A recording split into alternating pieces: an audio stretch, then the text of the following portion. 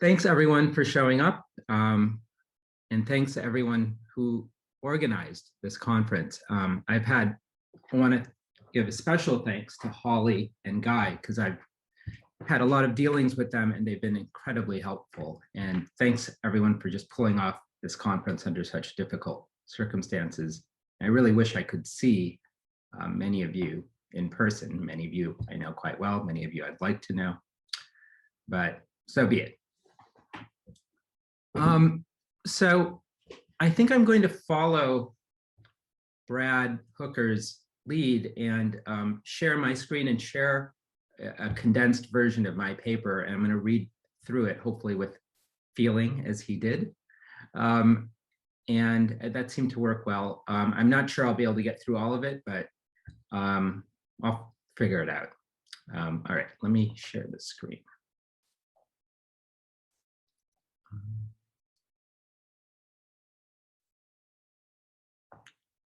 All right.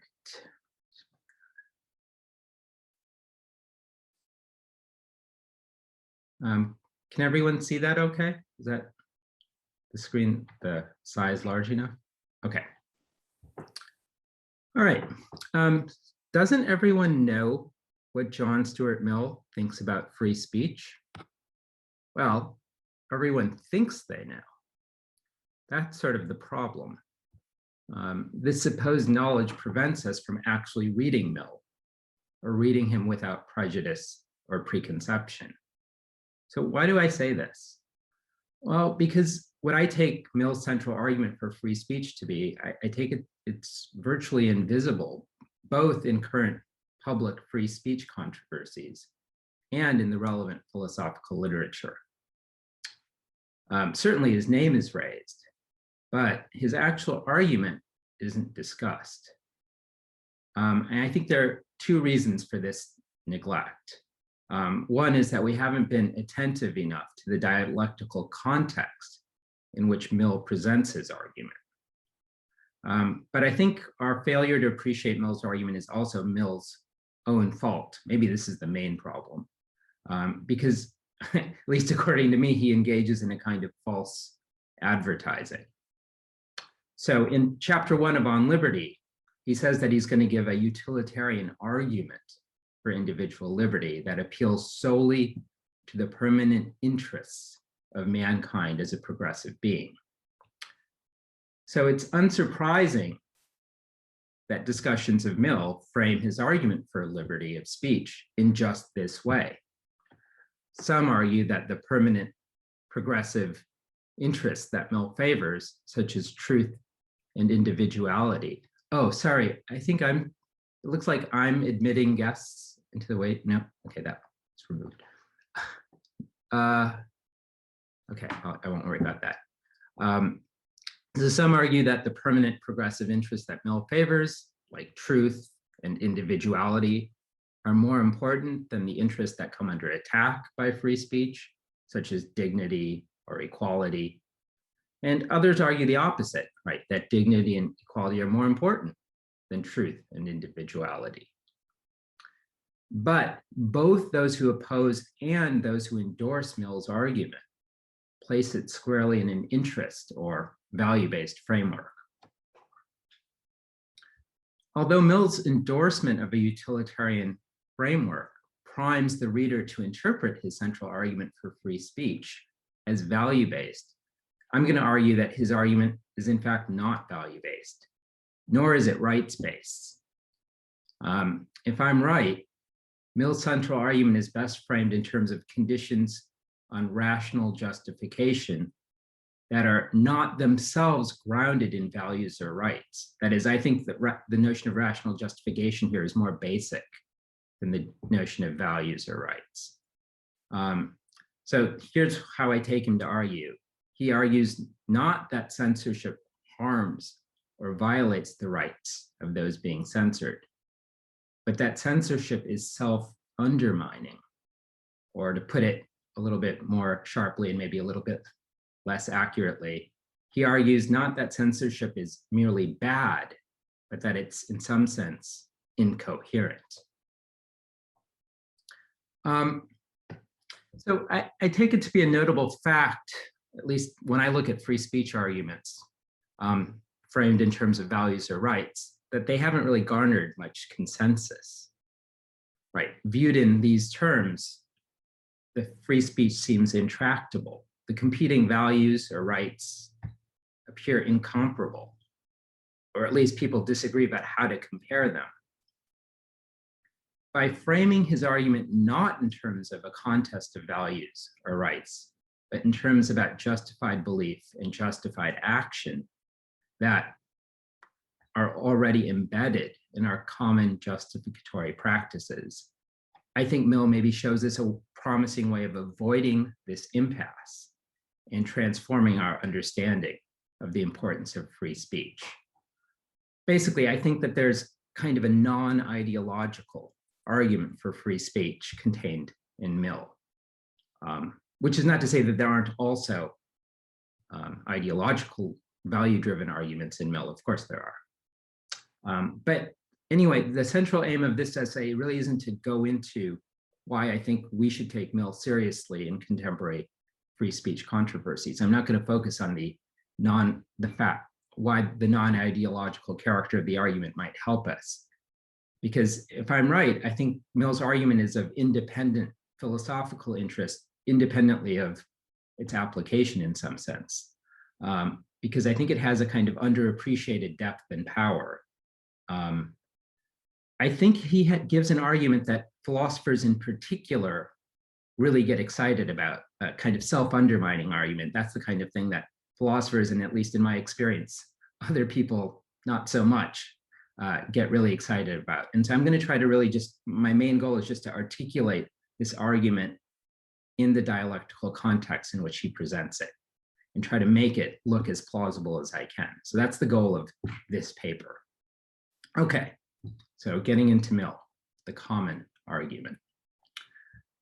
So at the beginning of chapter 2 of On Liberty, Mill outlines his case for free speech as follows. He says, it's necessary to consider separately these two hypotheses, each of which has a distinct branch of the argument corresponding to it. First, we can never be sure that the opinion we are endeavoring to stifle is false. And if we were sure, stifling it would be an evil still. So his argument in chapter 2, I always found it very helpful to have this quote in place because he does follow this order. He first presents the first argument and then the second argument or hypothesis. And it's during his discussion of the first of these hypotheses, we can never be sure that the opinion we're endeavoring to stifle is false, that Mill presents what I'm calling his neglected argument. So he begins his discussion of the first hypothesis this way. He says, first, the opinion which it is attempted to suppress by authority may possibly be true. Those who desire to suppress it, of course, deny its truth, but they are not infallible. They have no authority to decide the question for all mankind and exclude every other person from the means of judging. To refuse a hearing of an opinion because they are sure that it's false is to assume that their certainty is the same as absolute certainty. All silencing of discussion is an assumption of infallibility. Its condemnation may be allowed to rest on this common argument, not the worse for being common. So one thing to notice is that Mill does not seek to argue that we ought to protect all speech from censorship, but only speech that expresses an opinion.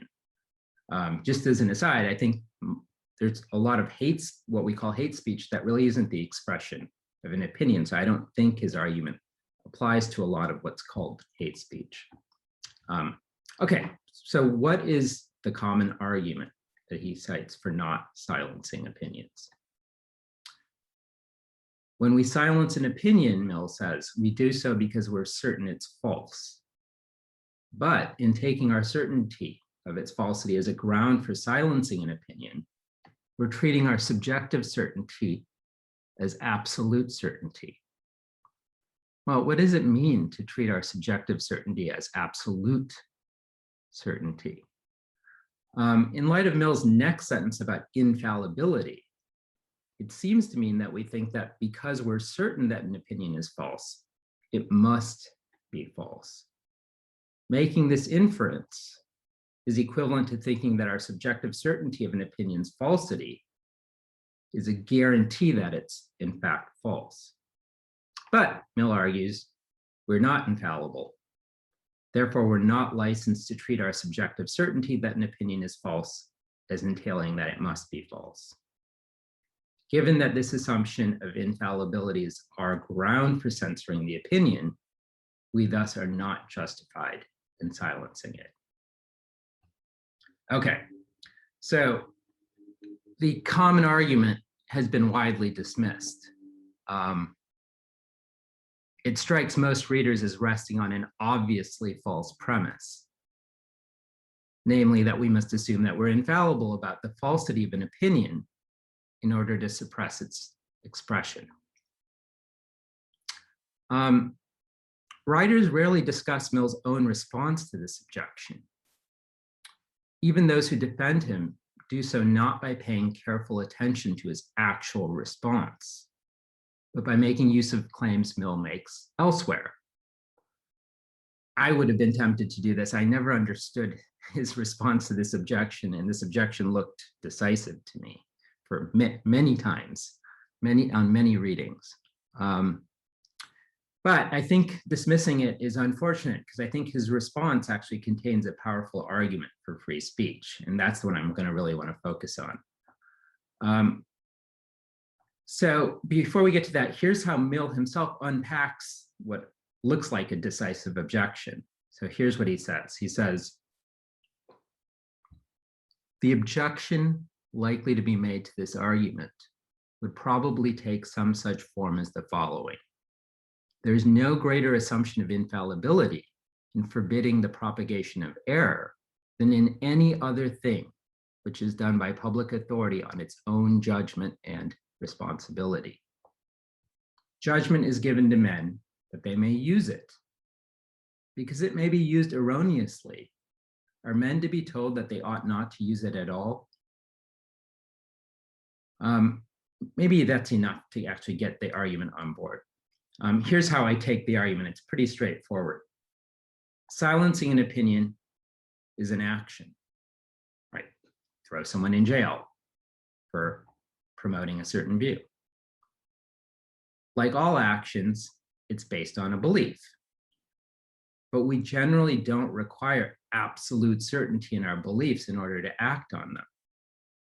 Thus, we don't need such certainty to be justified in performing the action of silencing an opinion. Now, I think this argument, again, like I said, I thought this objection was decisive when I first read it in Mill. So how is Mill going to answer this objection? Well, he has to show that the objector is assuming that their belief is infallible, whether they think they are or not. Furthermore, and I think this is crucial, if he wants to avoid arguing that all action requires infallibility, which would be a fool's errand, he must show that the act of censoring an opinion is unusual in requiring the assumption of infallibility. And I think this is exactly what he tries to do. Okay, so now we're getting to why the main argument that Mill makes that censoring speech or the expression of opinions is self-undermining. So here's his response. It's extremely compressed. He says, there is the greatest difference between presuming an opinion to be true because with every opportunity for contesting it, it has not been refuted, and assuming its truth for the purpose of not permitting refutation. Complete liberty of contradicting and disproving our opinion is the very condition which justifies us in assuming its truth for purposes of action. And on no other terms can a being with human faculties have any rational assurance of being right. Okay, like I said, this is a pretty compressed passage, but I do think it contains his most interesting defense of free speech, not his only one, but to me, his most interesting one. So in the first sentence, Mill points out that the assumption of an opinion's truth can either be the outcome of open debate, in which the opinion has withstood all attempts to refute it, or instead one's very reason for suppressing that debate. In the final sentence, Mill concludes that it's only if one is willing to subject one's opinion to such open debate that one is justified in acting on an assumption of its truth. Because it's only under such circumstances that one can have rational assurance that the opinion is true. So I think to get a handle on this argument, we need to sort of see what underlies it. And I take it that what underlies his conclusion is an attractive conception of justified belief and justified action. And I think once this conception is in view, we'll be better able to see why Mill thinks that what he said in this passage rebuts the objection and actually supports his claim that those who seek to silence opinions must assume, whether they know it or not, that they're infallible. All right, so the conception of justification. It consists of two claims. One about the connection between action and belief, and the other about justified belief. The former claim is that justified action requires justified belief, not infallibility, not certainty. Or maybe to put the claim a bit more carefully, for an act to be morally or prudentially justified, the belief upon which it's based must be epistemically justified. This condition, in fact, is the basis of what appears to be a genuine rebuttal of his infallibility argument. Before I explain that, let me just illustrate this condition with a quotidian example. All right, so when I head out to my favorite neighborhood restaurant, I do so because of the many reasons I have based on my past experience with this restaurant and restaurants more generally to believe it's open and serving food. My reasons, of course, don't rule out the possibility that the restaurant's closed or out of food and only serving drinks. But my reasons do justify me in believing that the restaurant's open and serving food. Given that my belief is justified, I'm justified, unless I have reasons to do something else instead in my decision to go to the restaurant. And of course, if I'm not justified in believing that the restaurant's open and serving food, I also am not justified in my decision to go to it. Now, I think the same structure, which I try to put out in the second example, applies to morally justified action. I'm not going to go through that because the structure is exactly the same. Okay, well, I take it that Mill's opponent can give a similar justification for censoring speech. Just as my reasons can justify my decision to go to the restaurant or donate money to Oxfam, even though those reasons fall short of certainty, so too, Mill's opponent can argue that they have similarly good reasons that justify their decision to silence an opinion, even though their reasons fall short of certainty. For instance, and I'm following Mill here, whose discussion is filled with religious examples. This person who's censoring can claim that when they silence the opinion that, let's say, Jesus was not the Son of God, they do so not because they assume they're infallible about the truth of Christianity, but because they have reasons that justify them in accepting the doctrines of Christianity. So given that Mill agrees with the objector that justified action merely requires justified belief, not infallibility, not certainty, why does he nonetheless persist in rejecting the objector's argument for silencing opinions? So this is where I take the real action to lie. And I think the answer lies in the conception of justified belief implicit in his response. Mill argues that we're only justified in our beliefs, that is, we can only have rational assurance in assuming their truth, if we're willing to confront reasons against their truth.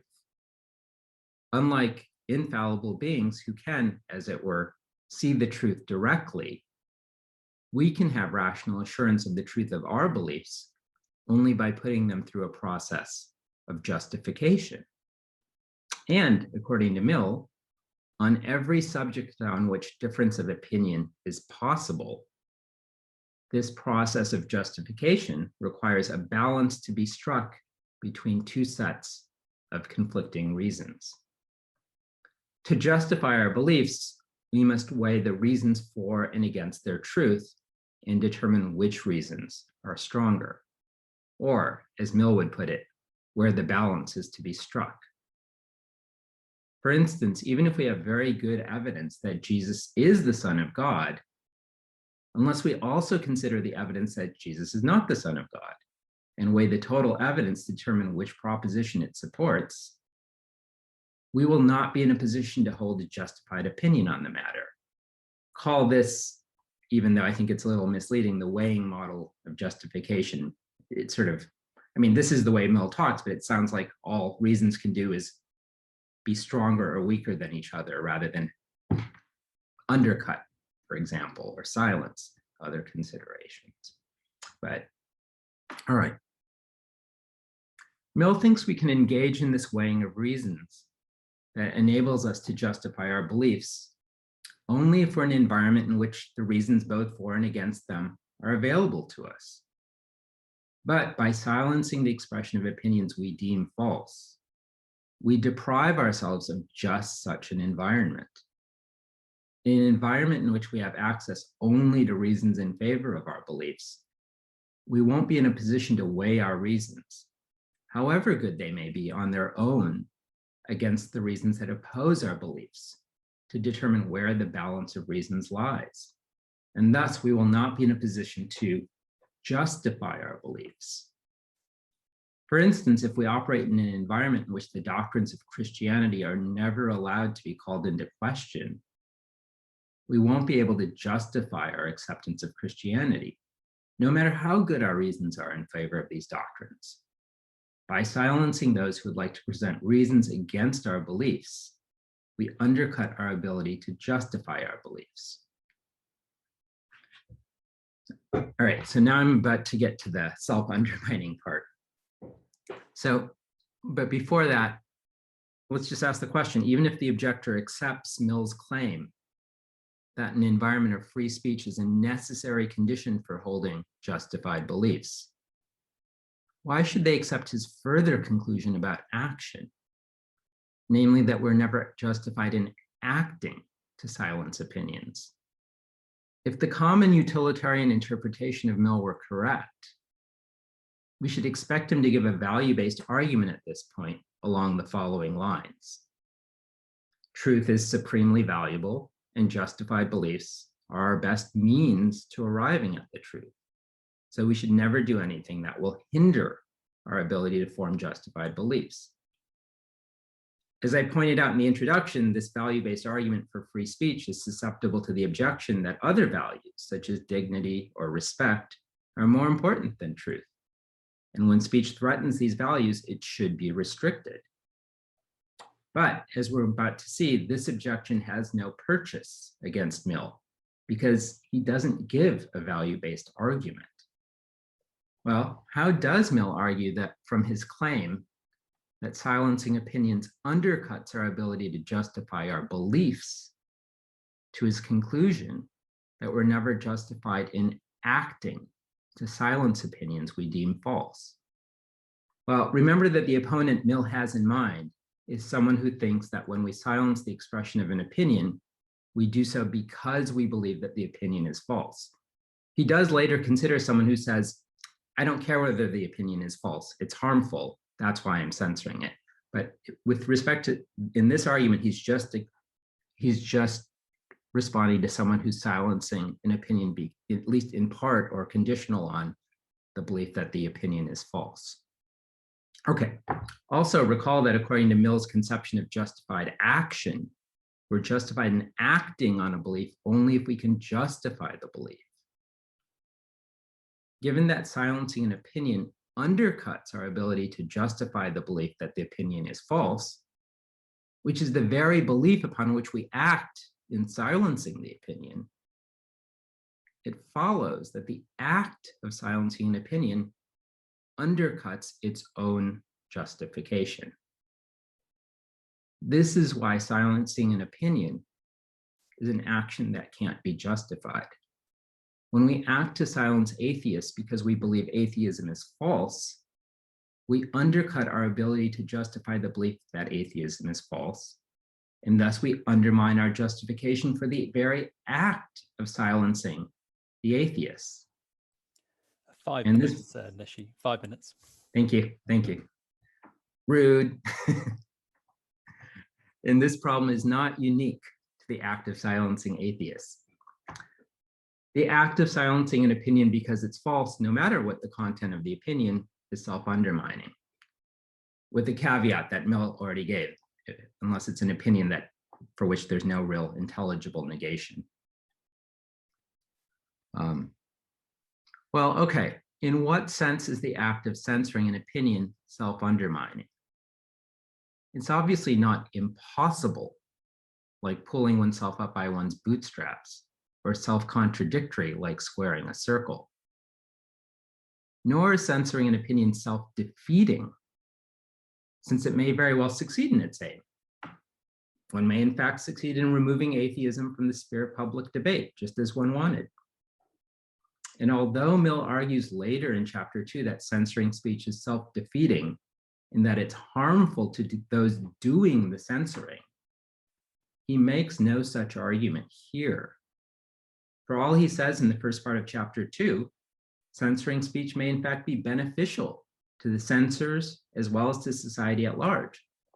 For example, silencing the atheists may make people more content with their lives by removing their religious doubts. Mill's point here is rather that the act of censoring an opinion undercuts its own ground. It is, to coin an ugly term, justificatorily self-undermining. I couldn't find a better term for what I wanted. If we silence the atheists on the ground that atheism is false, we undermine our justification for assuming that atheism is false, and thereby undercut our basis for silencing the atheists. So this is the argument that I think is really interesting, philosophically interesting in Mill, that hasn't quite been fully unearthed. And that's worth considering and taking seriously. Now, since I don't have that much time, I think I'm just going to sort of, maybe I'll stop share. I'm just going to sort of say a little bit about what I try to do next in the paper. In the rest of the paper, what I try to do is I consider a particular objection, because it looks as though Mill's argument is invalid. It looks as though there's a kind of temporal problem in the argument. Like, the Christian government could have looked at all the arguments for and against Christianity, and on that basis, and weighed those reasons accurately, and on that basis, went ahead and censored the atheists. It's only after they've censored the atheists that, right, they'll no longer have access to the arguments for atheism. It's only in the future that they'll be unjustified in their belief in Christianity. But at the moment they act, they aren't unjustified. They have weighed the reasons accurately. And so it looks like their act of censoring is justified. So it looks like the problem is that the problem with justification occurs in the future after one has censored. And so the rest of the paper is, well, not the rest of the paper, but then after that, I try to respond to this objection. And the reason I think this is worth doing is because I think responding to it brings out a conception of open-mindedness that Mill has, that he thinks is crucial to being justified in one's beliefs. And that claim has to be handled with care, in that it can look ridiculous, because it can look as though, how can a future-oriented disposition, that is a willingness to be open to future evidence against your beliefs, how can that be relevant to the justification of your opinions here and now? 1 minute. 1 minute. Thanks.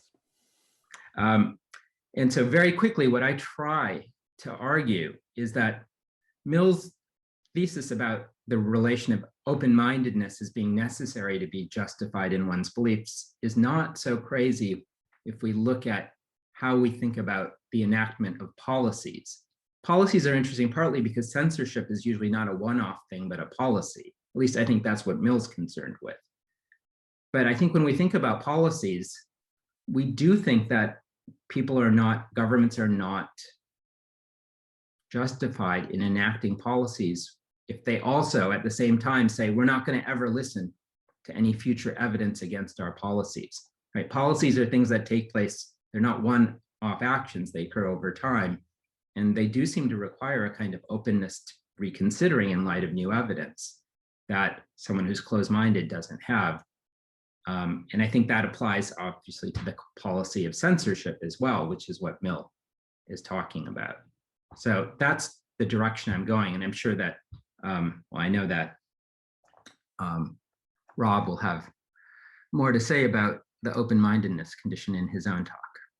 Thank you. Yeah, so nice to be here. Thanks for coming along.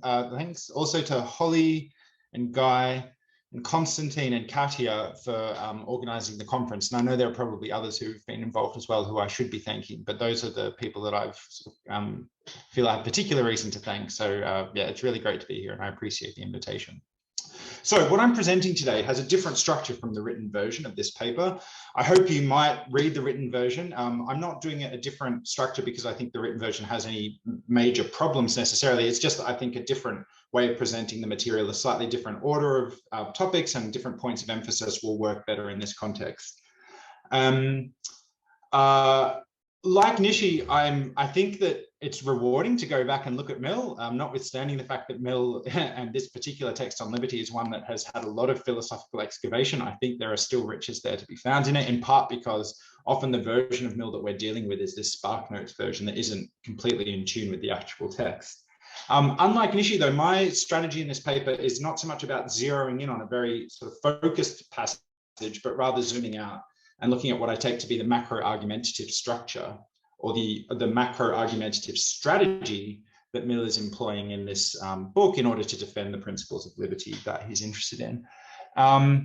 So in the written version of the paper, I have 5 or 6 pages where I do a detailed summary and criticism of some of the things that Nishi says. I'm only going to glance on that very briefly at the end of the paper today in the last couple of slides.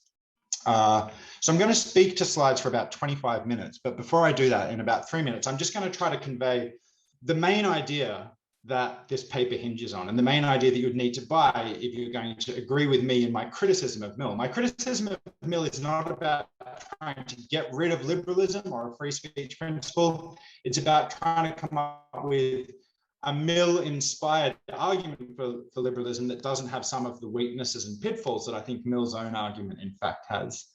Okay, so here's the idea you need to buy in order to different areas of human life, human activity. One area is what we think and say, our opinions and our beliefs and how we articulate them to ourselves and others. Another area is our lifestyle and custom, and you can take that in a very broad sense. The things we do with our time, how we dress, what we eat, what we do for recreation, if we have any religious beliefs or other ethical kind of customs that we observe and so on. So lifestyle is the second area. And then the third area is our friendships and associations. Now, you might think, and Mill does think, I believe, that in each of these areas, if we're going to really flourish as the kinds of beings that we are, there needs to be a particular kind of quality that is involved in our carrying out these activities. And the word that I would use for that is vitality. Right now, what does vitality mean? I'll say more about that later, but the word itself suggests it's something to do with being alive to what you're doing, right? So the way that you think and explain your thoughts and your beliefs to yourself and to other people, you can't just be reciting an inanimate script. You have to be wrestling with the question of what do I think? Why do I think it? What do I really think? And that's something about that kind of active wrestling with what you think is essential in order for that part of your life, your thoughts and beliefs and how you express them to yourselves and others, to be conducive to your flourishing in the richer sense. And likewise with your lifestyle and customs, there has to be this wrestling with the question of why am I doing it this way? What is the value in this for me? And likewise with your associations, right? So there's this quality of vitality that we need in these areas of our lives in order to flourish. But what Mill thinks is that there's really just one way to get that quality of vitality, and that is through the kind of encounter with difference and otherness and a kind of conflict, right? that we have to wrestle with it, in the sense that we have to encounter people who have different beliefs and attitudes from ourselves and think, why am I wrong? And are they right? Maybe they're right. And with our lifestyle and customs, something very similar. We have to be wrestling with the question of, should my lifestyle and customs be very different from what they are? And likewise with our association. So there's, I mean, broadly speaking, there is one strategy that you need to adopt in your life in order to flourish and get the vitality in each of these areas. And that's to seek out and engage in questions of conflict and difference and wrestling with the other ways that you might do it. And I think that Mill's wrong about that. I think that there's, broadly speaking, another strategy that one can adopt in order to get vitality in these areas of our life. And it's less about going around looking for conflict and contestation and more about delving into what's there.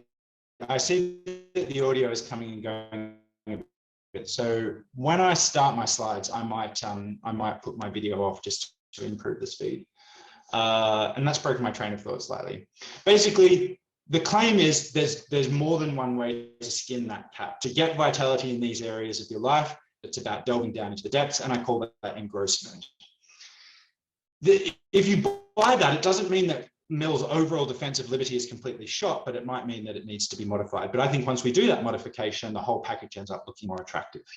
Okay, so now I'm going to share my screen. Hopefully people can see that. And I'm also going to turn off my video to try to stop the audio lagging. Can people see my screen? Yes. Great, thank you. And yeah, apologies for the connection problems. Okay, so here's the argument from Mill that I'm going to be scrutinizing and criticizing. I call it Mill's argument from vitality. And it's an argument for principles of liberty. So here's how the argument goes. The first premise, self-regarding human activity must be carried out in a vital manner in order for human well-being to be fully realized. Now, there's three terms in this premise that I think need to be unpacked if we're going to understand Mill properly. The first is this term self-regarding. What does he mean by self-regarding human activity? Well, it's actually just those three areas of our lives that I mentioned before. What we think and say, our lifestyle and custom, and our associations. Now, this term self-regarding, this bit of Mill jargon that people normally use to refer to these areas of action, it invites a worry and a criticism about what Mill is saying, because you might think, it sounds like he's saying that these things only affect ourselves, and that seems really implausible. It seems like what we think and say can affect other people, and obviously our lifestyle and associations can affect other people. But Mill isn't actually saying that these activities don't affect others. What he's saying is that they have a particularly profound effect on ourselves, and specifically on our capacity to realize our own distinctive individuality. So when we call these self-regarding activities, that's what we mean. They're things that have this special and profound relationship to the realization of our own individuality. What about this claim that these activities have to be carried out in a vital manner? Well, I've already said a little bit about this, so I won't say too much more. Just to try to give a bit more of a specification of what Mill has in mind when he speaks of vitality, I think there's two main qualities that he's kind of merging together. That the notion of vitality is probably best understood as the conjunction of these two things. So one is that it's actively volitional, that the attitudes or activities are things where you're consciously entertaining the question of, what do I will that I should do or that I should think? What do I want to think? What do I want to do? And trying to sort of take those deliberations to then guide what you in fact do think and do. So that's the first thing that's characteristic of vitality. And the second thing is that it's somehow connected to having very strong feelings about what you're thinking and doing, right? When you have a vital lifestyle or you feel the weight of it in the way that you reflect on it, in the way that you carry it out into your life and so on. And then third, there's this question about well-being. I won't harp on this point because I think this is a well-known point in Mill's work. By his sort of later philosophy that includes On Liberty and also the essay on utilitarianism, Mill has moved away from a kind of hedonic conception of utilitarianism, or even a preference satisfaction view, and he has this idea that there are higher and lower pleasures, and that a fully realized form of human well-being is one that involves the exercise of certain distinctively human capacities, including critical judgment and aesthetic appreciation and things like that. So when we talk about human well-being being fully realized, that's what we have in mind. Okay, so that's premise one. Now here's the rest of the premises of the argument. Premise two Vitality in human activity can only be achieved by an encounter with the different or the unfamiliar in these three areas of self-regarding activity: opinion, lifestyle, and associations. Second, premise 3, encounters with the different or unfamiliar are best served by us having a protected sphere of individual liberty, again, in these three areas. Premise 4, we should do what best serves fully realized human well-being. Therefore, conclusion, we should protect a sphere of individual liberty, again, in these three particular areas. So what I'm going to do is criticize premise 2. I've already kind of previewed that. I want to anticipate a worry that you might have, which is that I'm being a little bit tendentious or unfair in the way that I'm interpreting Mill here.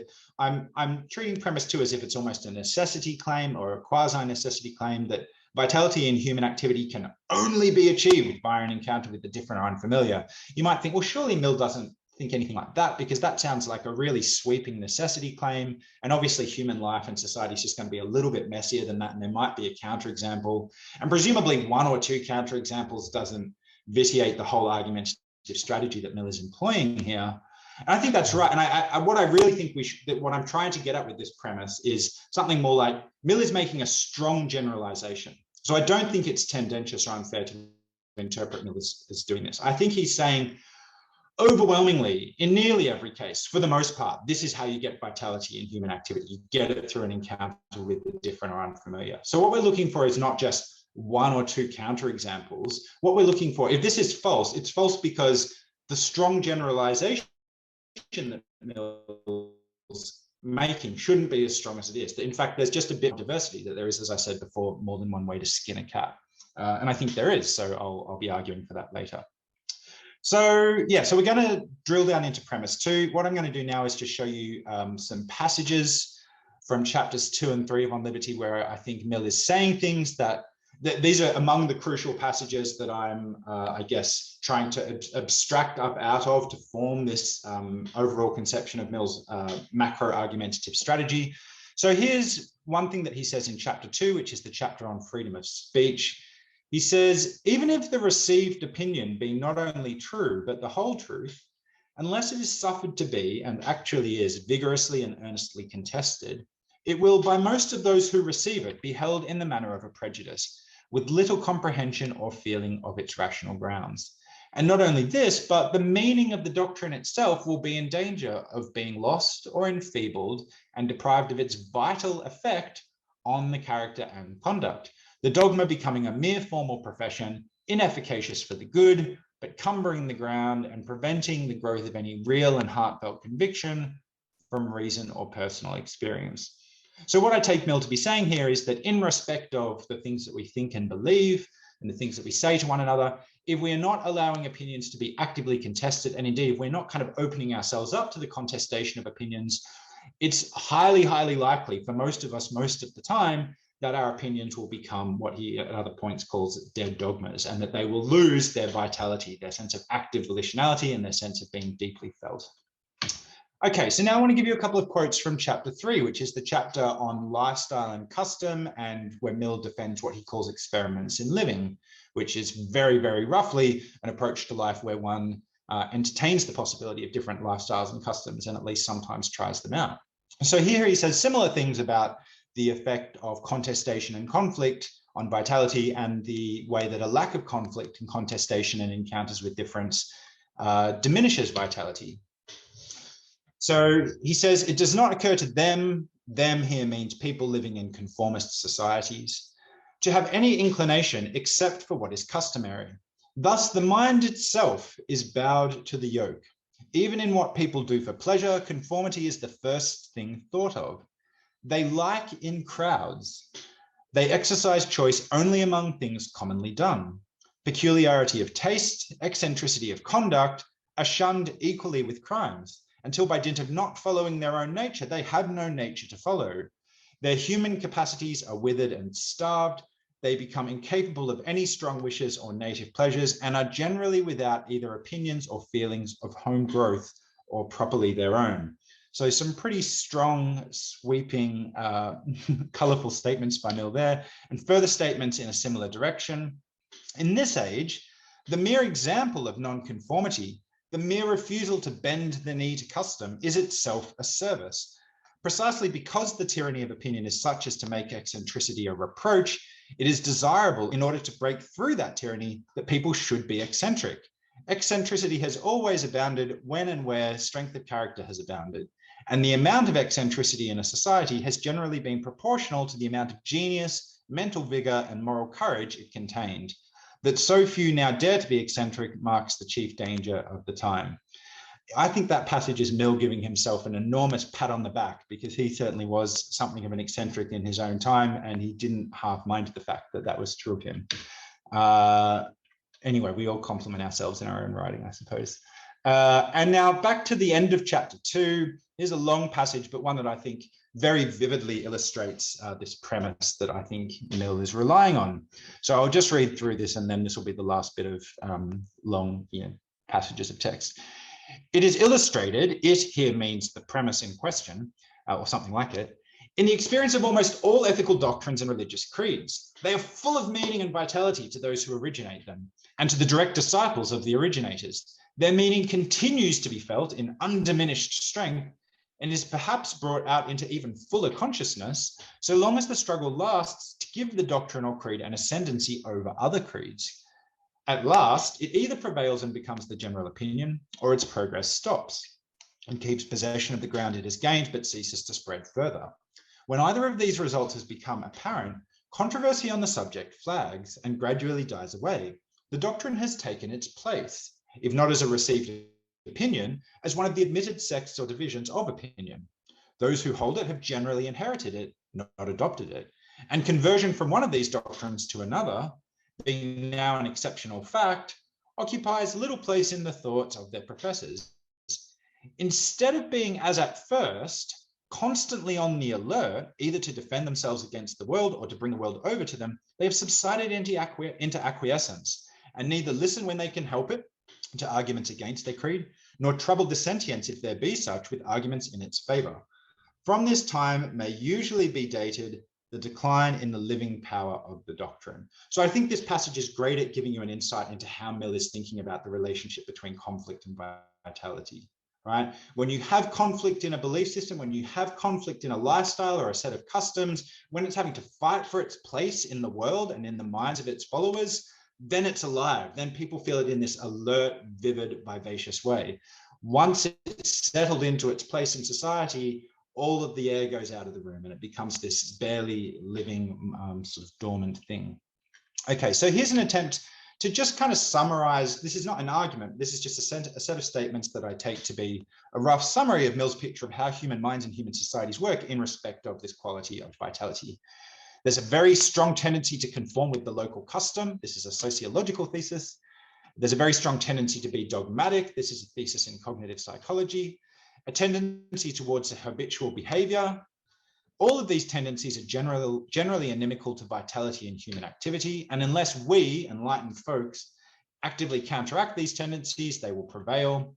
To do this counteracting, we need conformity, habit, and dogmatism to be disrupted, or at least prodded and nudged.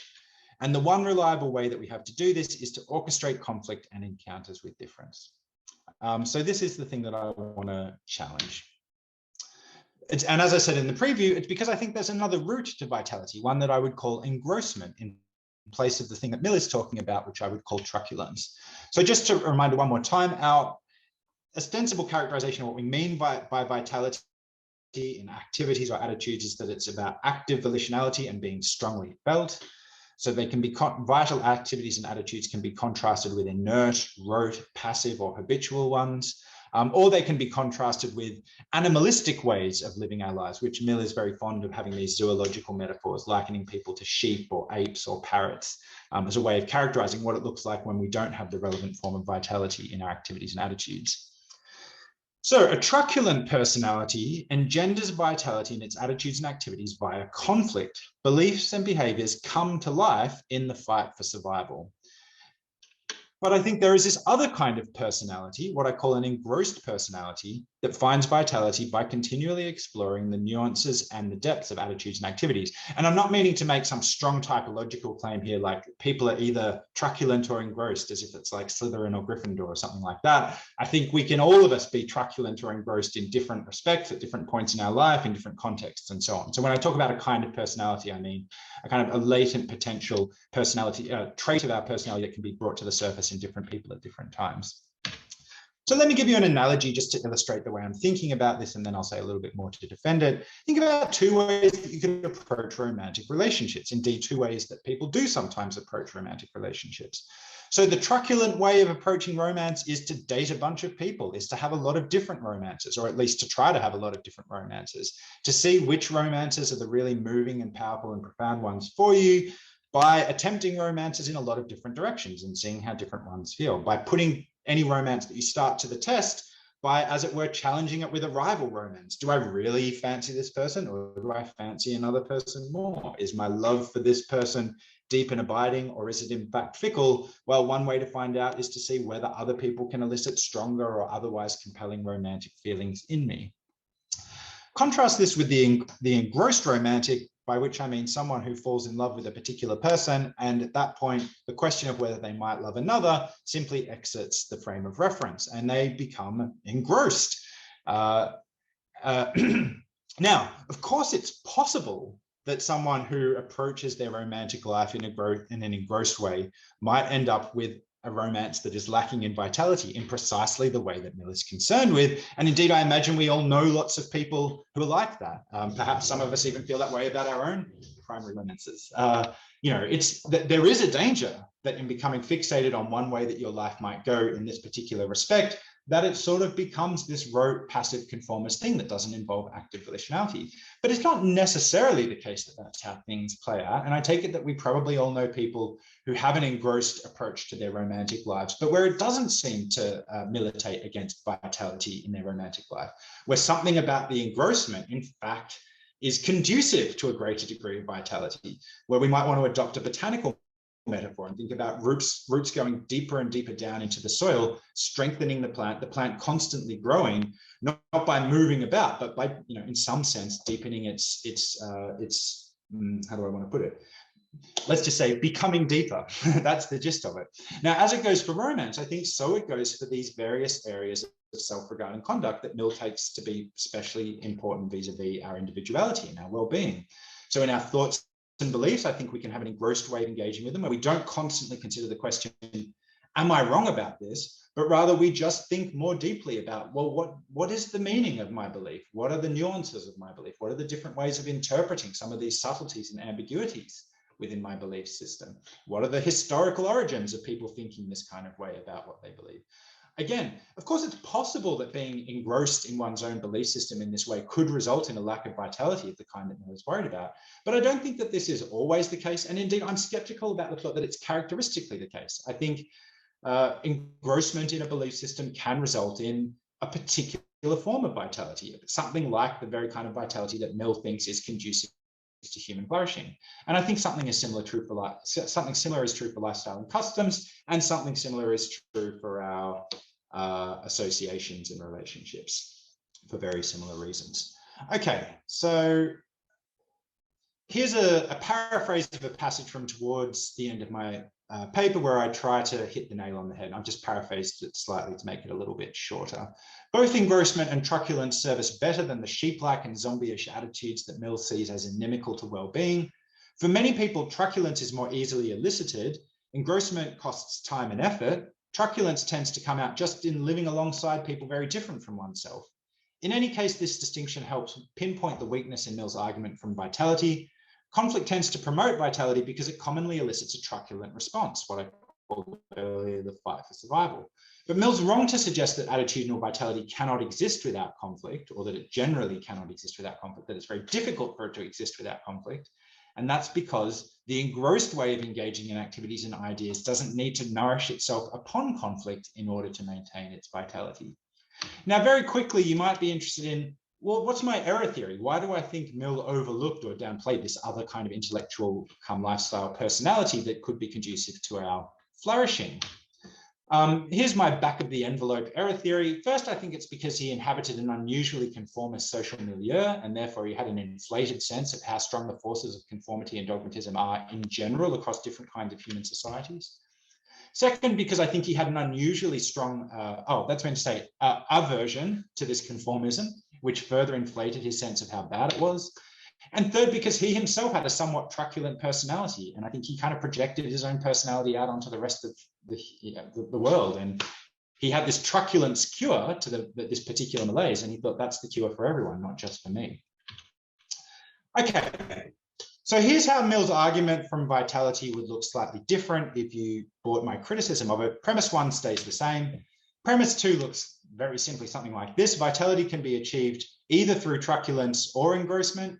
Premise 3, individual liberties result in encounters with the different and unfamiliar, and this is a good way to elicit vitality through the truculent form. Therefore, we have pro tanto good reasons for protecting individual liberty. So we're still very much in the liberal region of the map.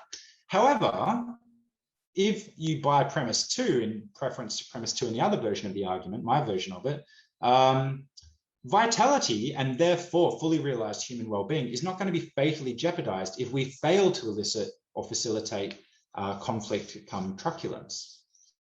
And why do I think this matters? It's because I think contemporary liberals have a less than appealing, I don't think they are typically defending the most appealing and all things considered attractive version of liberalism. And there's two particular things that I'd emphasize here. Ways in which contemporary liberalism and its typical manifestation seems to bear the imprint of Mill's slightly exaggerated view about the benefits of conflict in a way that is ultimately to its detriment. So first is this idea that conflict and debate and disagreement and argument and quarreling are generally edifying behaviors, that in the general run of cases, it's edifying for us to have conflict. This is the Oxford Union, an institution which I take to be constitutively committed to that idea. And I take it that the farcical character of the Oxford Union in its contemporary manifestation is a good reason to worry about the versions of liberalism that have embraced this idea, right? There's this sort of pageantry of conflict, often in a way that gives undue emphasis to reactionary views, often in a way that just seems completely sort of callow and superficial. So I think there is a simplistic view of conflict, debate, and disagreement as inherently edifying that a lot of contemporary liberals have. They have it partly because they've been unduly influenced by this facet of Mill's thought. Here's the other thing. Liberalism at its best, and Mill at his best, recognized the richness and the value of human diversity and the sort of the pluralistic ways in which human flourishing can exist. I've got a picture of a bunch of different dog breeds here, because I find pictures of like lots of different looking people to be a bit weird, but there's at least as many different ways of human flourishing as there are different breeds of dog, probably many, many more. And this is something that Mill often recognizes and indeed emphasizes, but he seems to overlook when it comes to this particular question. I think there is a failure among Mill and many of his followers to appreciate the diversity among people and among cultures with regards to how we handle conflict. Again, Mill wants to say that for all of us, truculence is how we get the kind of vitality that's conducive to our well-being. And I just think that's an unjustified generalization. I think there's more diversity among people in this respect than he recognizes. And it would be better if contemporary liberalism were more attuned to that fact. So let me briefly finish by saying something lightning fast about the argument from Mill that Nishi wants to defend on censorship's self-undermining quality. So the crucial passage for that argument is this one: complete liberty of contradicting opinions, etc., is the very condition which justifies us in assuming the truth of opinions and so on for purposes of action, and on no other terms can a being with human faculties have any rational assurance of being right. And really, I just want to push on that claim on no other terms. I mean, for one thing, you might want to say, what about the case where we have decisive, undefeated evidence? The thought that being a bit closed-minded in how we hold our beliefs mightn't be sufficient to make that belief unjustified if the evidence really is decisive and undefeated. I think the idea that doxastic justification is destroyed by a lack of open-mindedness is one way of cashing out, or one sort of facet of this more general idea that vitality is destroyed by a lack of truculence. And I want to say that it's possible for doxastic justification and for intellectual vitality more generally to sometimes be furthered by a certain kind of closed-mindedness. So to give you an example that illustrates that, I'm just going to read a passage from the middle of my paper, the end of the section where I'm discussing Nishi's view, and then that will be the end. So I'll take myself off shared screen. And I'll put my video back on. So I'm just going to read this passage and comment on it briefly to finish. Consider bans on reactionary historical revisionism. Obviously, the paradigm example being prohibitions on Holocaust denial in Germany and in some other places. These bans do not necessarily evince or encourage a lack of doxastic vitality. In some cases, rather, they are part of a strategic policy aimed at sustaining doxastic vitality. The kind of policy I have in mind is devised for a special type of epistemic environment, one that's awash with attempts to sow doubt and confusion about views which, in the absence of that very doubt mongering, would stand as incontrovertible facts. This sort of epistemic environment can breed its own kind of intellectual malaise, its own version of doxastic vitality being undermined, one which leads us towards relativistic mental listlessness. Who can really say what's true with so much controversy and fake news flying around? Sometimes when a community's intellectual bearings are being messed with like this, an epistemic authority's best bet for promoting doxastic vitality in that community will be to militantly insist upon the facts and quash the lies. And while there is certainly a danger of these tactics being abused, of course, that doesn't undercut the point I am making. One can seek to suppress falsehoods in a way that is motivated by and which aims at realizing a similar positive epistemic vision to the one that Mill champions, a vision of people with their thinking caps on, of minds alive and awake to the world. So just in conclusion, Nishi wants to say that censorship necessarily undercuts our ability to justify the belief in the falsehood of the very view that's being censored. And against that, I'd want to say that at least in some cases, and in a case like this, censorship in fact shores up our ability to justify our belief in the falsehood of the view being censored by counteracting those kind of pernicious relativizing effects of people coming in with like sort of denials of incontrovertible facts, which in its own way, I think kind of undermines the sort of doxastic vitality that I was interested in. Okay, I've talked for half an hour, so I'll stop there. Thanks. Thanks. That was excellent, Rob. So I'm going to talk about something that he didn't quite go over in his presentation, but it is relevant because for Rob, the overarching idea that sort of connects all of the dots in Mill is vitality, right? And that really seems to be especially true in chapter 3 of On Liberty, where he's talking about freedom of lifestyles, as Rob nicely puts it. And so it can look like my interpretation, maybe it gets one very narrow part of Mill, but it's not really going to help you read On Liberty in general.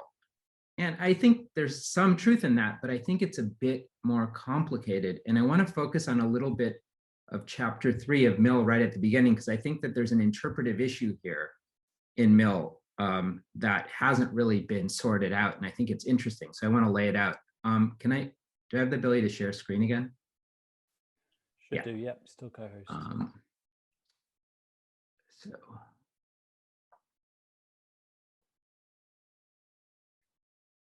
No, wrong.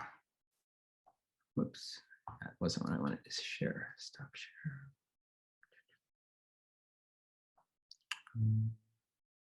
It should be this. Is that not showing up?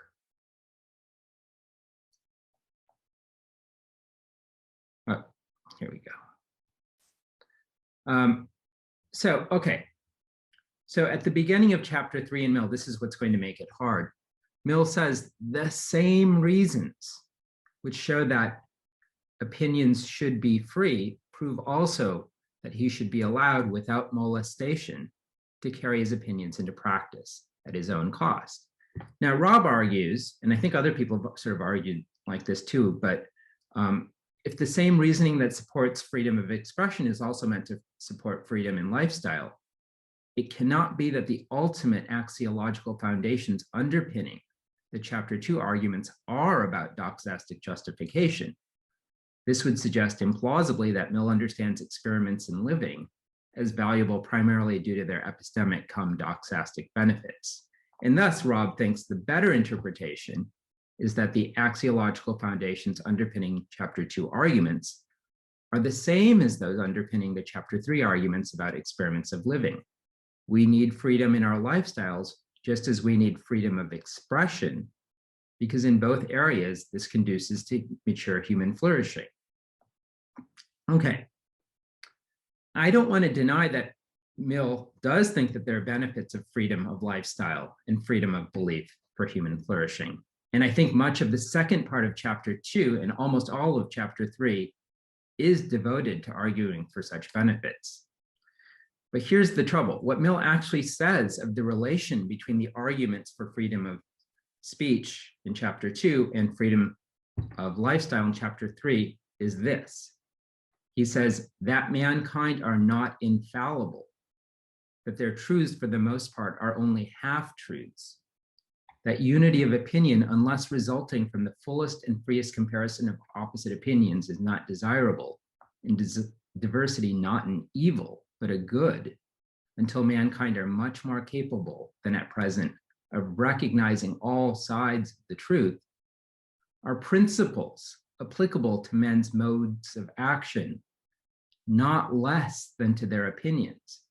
And this remark should strike one as puzzling if Mill's chief argument for freedom of opinions had to do with, right, the evidentiary conditions of justified belief, right? Actions, unlike beliefs, are not directly subject to evidentiary standards of justification. Put simply, a belief can be true or false, and action cannot. So it makes sense to ask about the evidence you have for a belief, but not the evidence you have for an action.